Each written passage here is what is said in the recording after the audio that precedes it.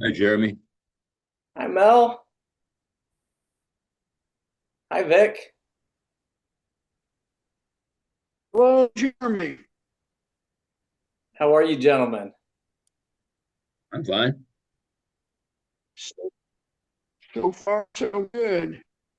Fine is good enough. Okay.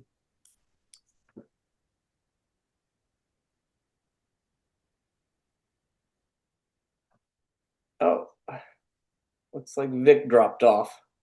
Maybe he's not so fine after all, or his internet connection isn't so fine. Oh, there he is. Mine comes and go once in a while also. Okay, there's Melvin. Do you hear me, Melvin? Yes, I can hear you. Okay. I remember my grandmother's phone had a crank on it on the wall, and her call letters were long and three shorts. Yeah. On the party line. That's right. That's right.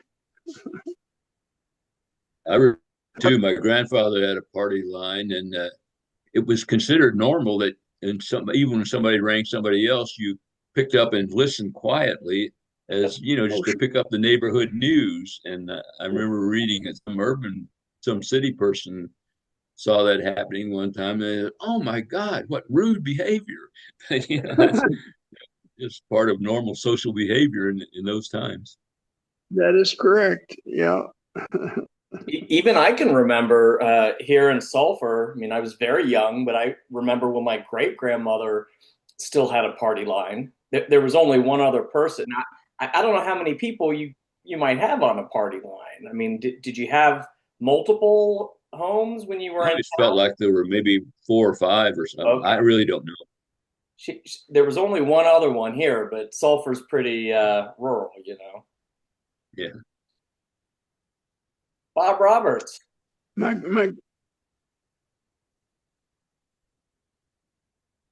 can you hear us, Bob?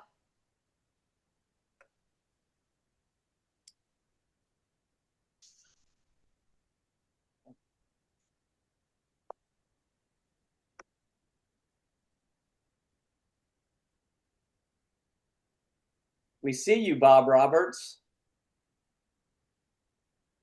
Doesn't look like he can hear us.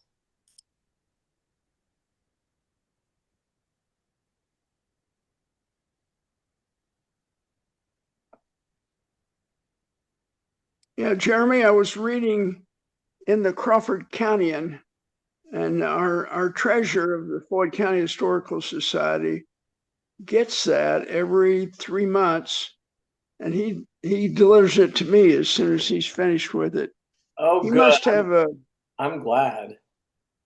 yeah, and I can get caught up on the meetings that you guys have down there, and a lot of the scuttlebutt. Some of it I'm familiar with, some of it I'm not familiar with.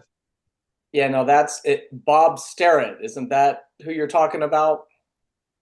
That is correct, Bob I'm, Sterrett. I'm glad he signed up because I had been after him for a few years. Now I didn't know him personally, but I kind of thought that he might be interested because of his connection with the Floyd County Historical Society. Is it That's Floyd right, County or is it Falls of the Ohio?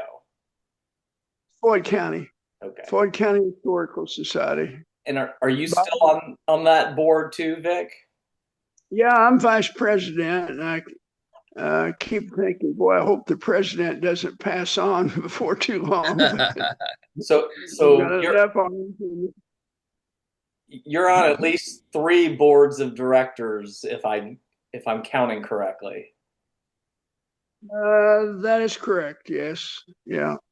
It keeps me busy and keeps me from doing things maybe I wouldn't normally do. But it's good for me. That's super. Uh, well, Activity's good.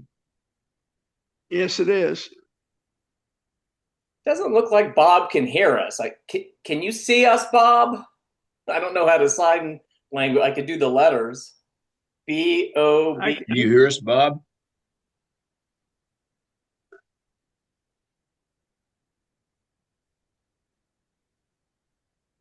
Tell Bob this is 2025, not 1980, and maybe he'll be able to tune us in a little better.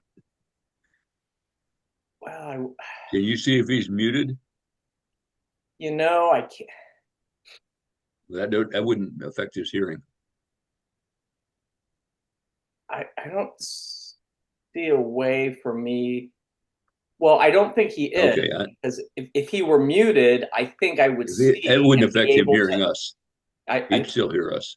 Yeah, I think I could ping him to enable his audio or video if he didn't already have them enabled. So since I don't see that option, I think that means that they must be enabled. But he might, as far as the Zoom functionality goes, but maybe he's having some computer issues. Can you hear us now, Bob? Looks like you're smiling. No. Hey, I was going to ask Vic, when you mentioned a crank telephone, Yep. does that have anything to do with where the term making a crank call comes from? I don't think so, but I'm not sure about that. Because all calls at some point were crank calls, no, weren't they? Yes, they were. And my I think it really just grandparents, means you got a call from a crank. my grandparents had that crank telephone. The way I understand it, there was about 15 people on that line, and they were all responsible for repairing it. There was no fee for having a line, and if a tree would blow down and break the line, they'd have to go out and fix it themselves. And the central station, if they wanted to get out and call English, for instance, was Jericho. Now, Melvin, you remember Jericho, don't you? Oh yeah, the first grade school I was in Jericho, one-room school. How about that now? Yeah, Yeah, I heard tiny little church. I think is still there. it is. It is. I was by there several weeks ago, and the old they don't use it anymore, but it's still there. But I Yeah, remember it's my smaller than a grandmother. house today. Yeah, my grandmother would say, "Hello, Jericho," and someone would answer it, Jericho. I believe the name was McMail. Does that ring a bell? I think they were somehow connected with Eugene McMail, who was in my graduating class. But she would plug in if the caller wanted to get to English, and then Verdi Austin, if you wanted to go to New Albany, Verdi Austin at on East Fifth Street would plug in. She had a big plug board. She'd plug in if you wanted to get to Louisville or let's say Los Angeles, you'd have to go through Verdi. And Verdi knew everything that was going on in English. She would listen in. And I remember one time Joe Tyler had a date with some girl, and she told Joe Tyler's mother, she said, your son is going out with so and so tomorrow night. Did you know that? And Joe's mother didn't know. That's a funny story Joe tells. Yeah.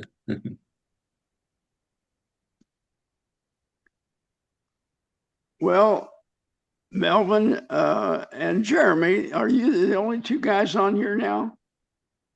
That are alive. We see Bob. We see Bob, but I don't think he can hear us. I can't see Bob. Goodness gracious. Oh, I can see him. Yeah, I see Okay. him, but Bob's not reacting to us, to our voices anyway. I don't know if he can see us but not hear us, or Anybody's got a sign they could put up, say, connect your microphone or something. Yeah, handheld sign might make sense. Yeah. I might make But it anyway, more complicated. No. I'm gonna have to either write backwards or flip my screen.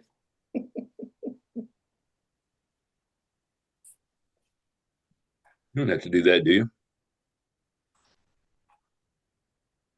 Yeah, because look, look at my shirt. Yeah. Can you read I it? can read it directly. Oh, well, I'm seeing it backwards then. So I'm glad Oh, you're you're seeing. seeing it backwards. I see it fine. I'm seeing myself backwards. Okay.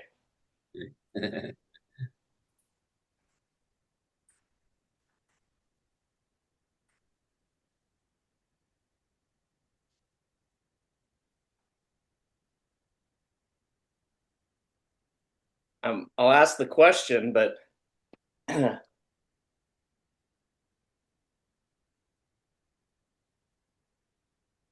That's perfectly clear. I hope you can see it. That's good. He should be able to see that. Yep. if he's got video, he should be able to see that. But question is, He looks like he's looking at something. will he know what to do about it? Yeah, right. That too. Well, anyway, while we're waiting about that, is there not? Looks like there's not many of us this time. But so, Vic, I got your message about Mary Edith dying. That's too bad. Did she finish high school and graduate with you guys, or did she marry Doug before that? Neither. She moved to Indianapolis, I think, at the end of her junior year, 51, and lived up there for with her parents for a while. And then she and Doug got married probably about 52 or 3. So she didn't graduate at Or at least English. not with you guys. No, she did not graduate with us, but Okay. she'd been in a nursing home for the past probably 8 or 9 or maybe 10 years, close to it, and had been in failing health. And her two daughters said, that it was kind of a blessing that she left because she was beginning to really suffer from a lot of pain and so forth. So, Boy, none of us want that, do we? no, we don't. No, we don't. My oldest brother, I want Bob. to drop dead of a heart attack on the golf course, but I'd have to Okay. golf first. You know, now Melvin, I want to tell you and Jeremy what I'm into right now. Always got something history minded, but we got to go back to 1976. You know what was going on in 76? For history teachers. Of course, bicentennial. We're leading up to 250 years this year ahead, right? 200, 200 200 years, birth yeah, the centennial, bicentennial, yeah. of bicentennial of America. Yeah. So I puttered around with my classes deciding what to do. And we finally agreed. I kind of pushed for this, but we finally agreed on a time capsule. So I went out and bought probably about an 8 foot long PVC pipe and 2 caps to completely seal it. And we made it a school project at Scribner, and everybody could put something in, but we wanted most people to put in letters to themselves. First of all, we had to decide when we were going to open it. We had a few that said, we want to open it next year. I said, no, that's not a time capsule if you open it here. I wanted to open it in 100 years. We finally agreed to open it in 50 years. Now Oh, that's this coming spring. And Oh, wow. I have a meeting with the superintendent this coming Thursday on another matter, and he's only been here over a year, and there's a new principal just named at Scribner. Okay, what happened to the time capsule? We buried it in the courtyard. 25 years later, I was still teaching at Scribner. However, I looked at the plans for the new renovation at Scribner. The courtyard was going to be covered with a library. So I thought, oh, there goes the time capsule. So I had 2 of my real tough 8th grade boys. I brought shovels in. They found it, dug it up. The art department cleaned it up, painted the dates on it, and it's up in the rafters of the new gymnasium they created at Scribner. So it's still up in the rafters, and I'm sure the superintendent doesn't know about it, nor does the new principal. So I'm going Just to so ask those you eighth for graders are still around. Well, they're 64 years old now. So many of them are still around, but some of them probably aren't. And I'm going to No, I ask mean them, the two guys with the shovels. oh, those guys, I don't remember their names. But I'm going to ask the superintendent 4 questions. Number one, when would be a good time to open that? Sometime this coming spring. Number two, where should it be opened? I'm thinking in the gym. And number three, who should be invited? And number four, what are we going to do with all the stuff that's left? We had yearbooks and all the paper products from and the letters that won't be delivered to individuals. And I think I would prefer that they appear in a showcase down at Scribner. Vic, So I that's think you what should I've been. make him. Vic, I think you should make him aware that that's there. I could some mistaken guy cleaning up sometime and saying, "What's this piece of junk?" You know? That could be. And by the way, the editor of the News Tribune, that's our local Jeffersonville, New Albany paper, contacted me last week. People are beginning to hear about it because some of those students remember. And my daughter Good. contacted me and said, "Hey, have you noticed on Facebook they're talking about that time capsule?" And I did see that. A couple of them have talked about it. So the News and Tribune is going to write a story on it as we get closer, obviously, sometime next spring. That is really exciting, Vic. And I know that in addition, obviously, to national recognition and celebration of 250 years and events being planned around that. States, of course, are planning things. And then in Indiana, each of the 92 counties is supposed to be doing something, and some working together kind of regionally. So it seems to me like that would interest a lot of people in the county and in the region for incorporating into kind of what the official tie-in with the 250-year celebration is going to be. That is really neat. I think it would be, yes. I see my Uncle John there, my great Uncle John. Yeah, yeah. I got a picture of Bob that I wanted to figure out how to show you guys. A picture of whom? Bob when he was in the seventh grade. Bob Roberts? Yeah. Well, can you see his video? He's on, but we haven't heard him, and I don't think he's heard us this whole time. Maybe he could see the picture. Yeah, perhaps. Can you see him, Uncle John? Can you see Bob? I can see him, yeah. Okay. All right. Vic wasn't seeing him, but we haven't heard a peep from Bob, and I don't think he can hear us. But yeah, you've got a picture you want to hold it up? Or is it on your computer? This computer, so I'd have to. I'm not sure how to Right. do it. Oh, Maybe you could email it or something. Yeah, you could email it. Distribution. Maybe I'll do that. And I could put it up on here.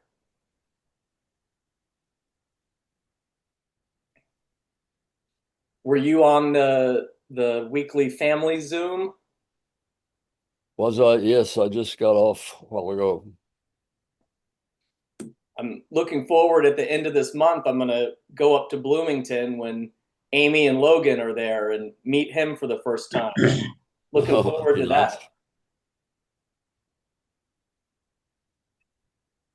Did any of you guys? Of course, there aren't many of us on today, but did Vic or John? Did you guys ever try? Remember those you used to be able to buy a model airplane kit for a dime that supposedly you could, with a rubber band powered plane, you could build a rubber band powered plane and fly it.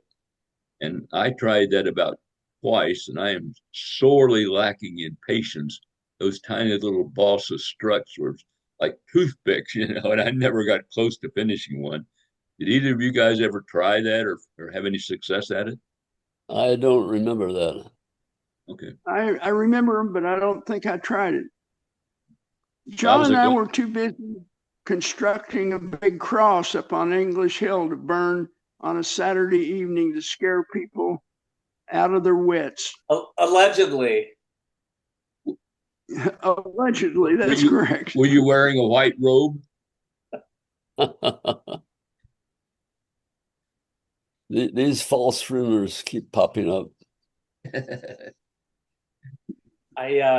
So for 10 cents, huh? The model airplane kit was 10 cents. Yeah. If someone was incredibly patient, I guess it was possible. But boy, I after I broke a number of those tiny little balsa pieces, I was done with it. Being a glutton and punishment, a couple of years later, I tried it again. Same result. Oh, we've got Bob Mason joining us. Oh, good. There he is. Yeah. So we've got Bob Roberts on, but we haven't heard him. His microphone, I think, isn't connected, and I'm not sure Bob can hear us. Bob Roberts, that is. Yeah. Hey, I had some family news I want to brag about. We had a great grandchild born Friday. Good for you. Congratulations. That makes number 7. Number 7 great grandchild? Yeah. Oh boy. Wow. Got 4 boys and 3 girls now. What's your favorite? Which one? Well, the first one's always the best, right? Yes, that's the right answer. I'm the first. Yeah. I read this. This was a few weeks ago in the Clarion. So 1900, 125 years ago, the Marengo Cave was sold last week to local parties for $3,200. How about that? How That's much? still in operation as a place you can visit. $25. That's still a state park or something? It's privately owned. Privately owned, no. I think it's private. Yeah. Wyandotte Cave is state owned. That's right. And the big cave at Gordon, Blue, oh gosh, no, Blue Springs is up near Bedford. The one at Gordon is privately owned, and it's gigantic, from what I understand. Is that? It was called the Binkley Cave. It's Squire Squire Boone's down. Indiana Cavern.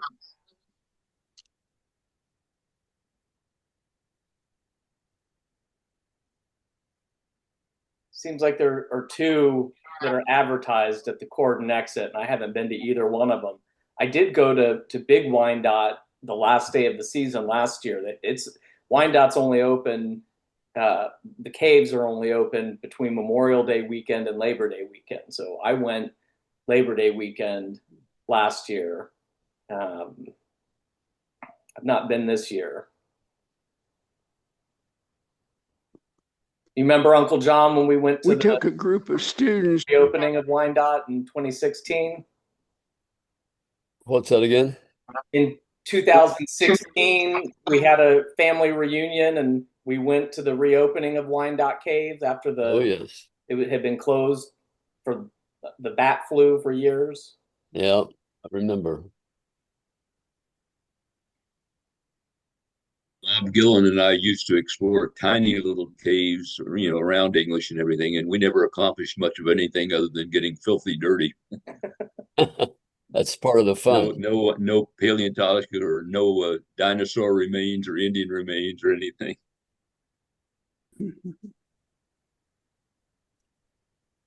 Another teacher and I took a group of students from Scribner, Little Wyandotte Cave, and you had to crawl, and I mean it was really pretty challenging.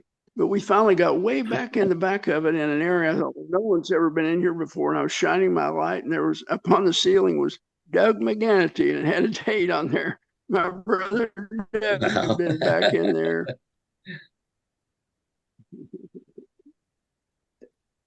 Donnie Staniford has his name up on a big high area. I saw that. Big one, yeah, big wine dot. Yep. I don't know how much of the cave system is open to the public. I think it's a very small amount anymore. I think maybe you can make an appointment, if you kind of know what you're doing, and maybe they'll let folks traverse a little deeper. But I think it's a very small portion of the cave system that they let the public in anymore. I wrote a story about my experience in caving. Anybody care to look at it? Sure. Absolutely. I'll email it to you guys. Yeah, it'd be great. The first time I remember being in a cave, Uncle John, was with Jason and Jeff Bainter outside of Bloomington when I was a teenager. Yeah. Or I should say a smaller cave that we sort of entered on our own. My granddad had taken me in Virginia, Luray Caverns, and but that's more along the lines of like Marengo Cave. It's got electricity and all that stuff.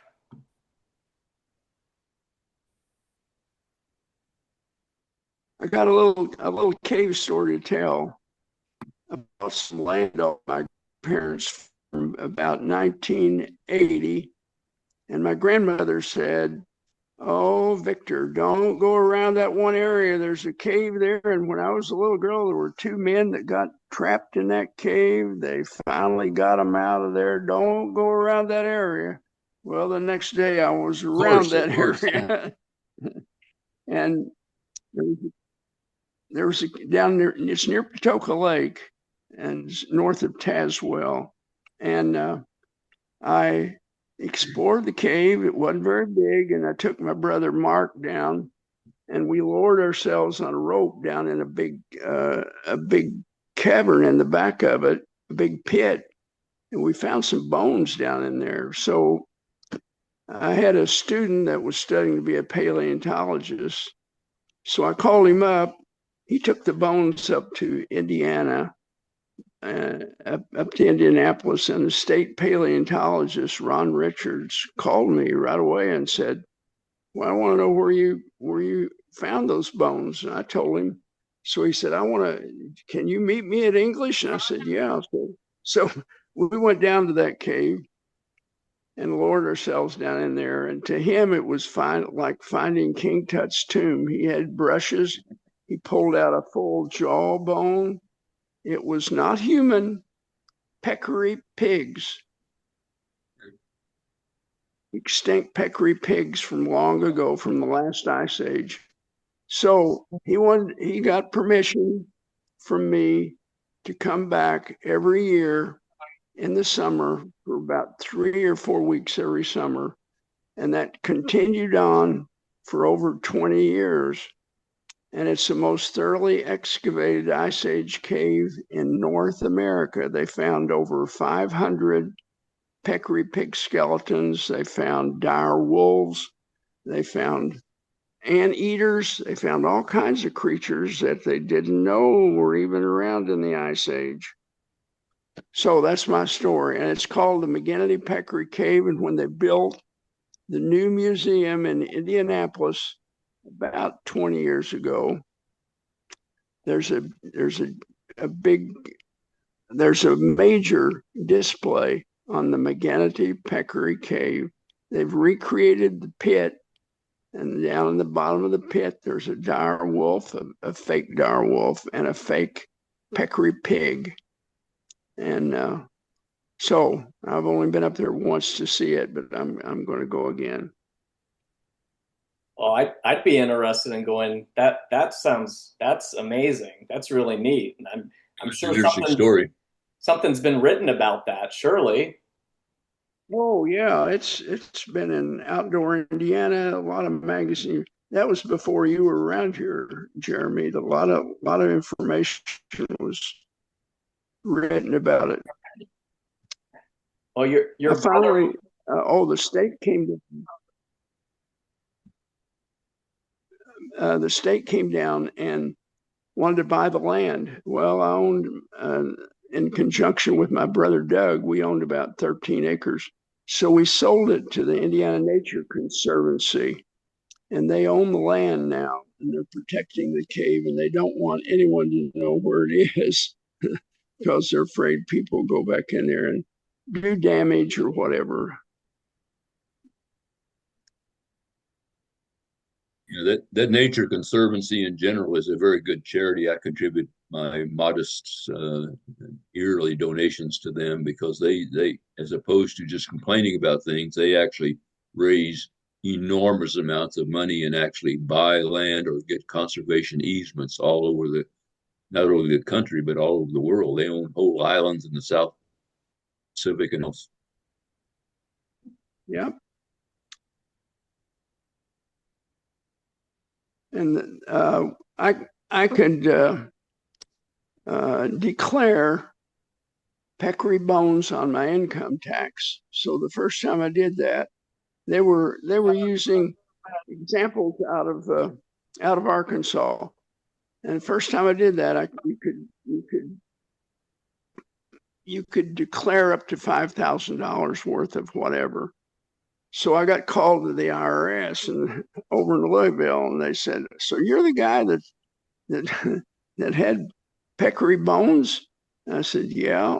And I showed him all kinds of paperwork on the value of them. He said, "Well, we were wondering about that, and we kind of laughed about it. And not we don't get that very much across our desk." So said you can declare if they keep digging, you can declare up to $5,000 every year. Well, they dug for over 20 years, so they've stopped digging now. The state paleontologist Ron Richards passed away about 2 years ago.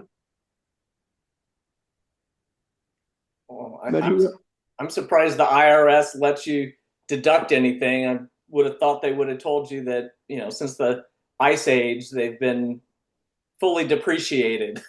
Yeah. So you were donating them to the state, right? Yes, that's correct. And the Okay. state of Indiana has, Charitable donation. Yeah. I've been up there, they've got a room full of bones from that cave and boxes, the dates and what's in the boxes. And some of them they've got in the museum, but most of them are in a storage room. And that's Ron Richards found a mammoth skeleton down near Alton. They were digging a roadway or something, and they stopped because they saw bones. And he went down. It was a complete mammoth in pretty good shape, and he excavated those bones and took them back up to Indianapolis. He said Crawford County is a good place to find old creatures. Like us. Like that. Right. Here we are. Well, Uncle John, I know you've done a lot of writing through the last several years on different stories and kind of your overall memoirs. Vic or anyone else here, have you done any type of writing of memoirs? Not really. It's something I keep putting off, but I don't want to keep putting it off much longer. You all just tell such fantastic stories, and so it's great that we document it, some of it through the Zoom meetings. Yeah.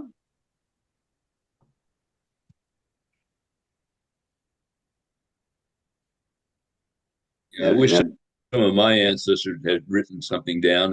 When I was doing a family tree and tracing histories back, I was always wondering, well, what happened to these people? I think our time's almost up. Like one person was fairly wealthy at the Civil War time, he owned 300 acres of land, and yet he didn't serve in the Civil War. So I guess he paid not to go or something. I have no idea.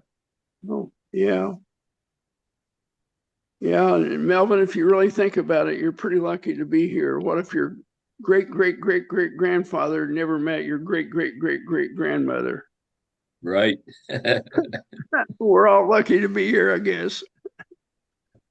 Well, my grandfather was trying to enlist in the Civil War, and he walked with a limp, and they 4F'd him, and they Oh boy. wouldn't take him. And both of his Oh, brothers died in the war. oh boy. Yeah.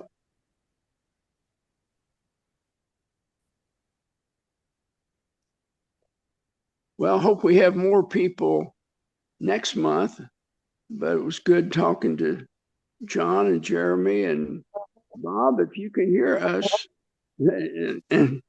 and that would be good for Bob Roberts. He didn't hear us, I don't guess. It didn't look like it. I I saw guess, him. I yeah. saw him last week at the monthly historical society meeting. You know, I would say there were almost 50 people at that meeting because the presenter was Karen Schwartz. She's the president of the Harrison County Historical Oh, Society. I guess she has been for a long time. She's really quite a presenter, and she talked about the Messamore mystery. tomorrow. I Yeah. read that he was going to do that, and I wish I would come down, but it's unsolved mystery. You record that and is going to put it on YouTube? Yes, yes. I'm not sure if it's up yet or not, but I'll take a look. I was looking for it this week. Okay, yeah, it's definitely recorded, and if it's not up, it ought to be anytime now.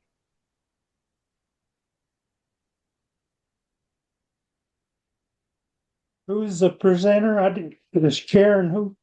Karen Schwartz is her name, and Schwartz. she's been president of the Harrison County Historical Society for a long time. Yeah. Okay, looks like we're just about out of time. So Well, good. yeah, the clock says we've got a minute and a quarter now left. Okay, I'll send my caving experience story to you guys, Thank you. and I'll also send that picture of Bob. Class Okay. picture. I think he was in the 6th grade. Fantastic. And I'll send, when I saw Bob last week, I emailed myself from his phone the pictures and videos, Vic, that we took at the fire museum. So I have those. I'll email those to you guys too, so you can all see them. Good. Okay, very good. So where are you right now, Jeremy? I'm in Sulphur. Okay. Yeah, Bob Roberts and Jeremy came up and visited the old Division Street School and the Fire Museum several days ago, a couple weeks ago. That was very, very good. It gave us quite the tours, and we had lunch afterwards at a Mongolian restaurant he recommended. We really had a great day. Yeah. Okay. All right, See everyone. Okay, see you guys. Take good care. See you Well, next time. since my Take care. granddad's not on here, he turned 91 a few weeks ago since the last weekly meeting. So he's catching up to you, Uncle John.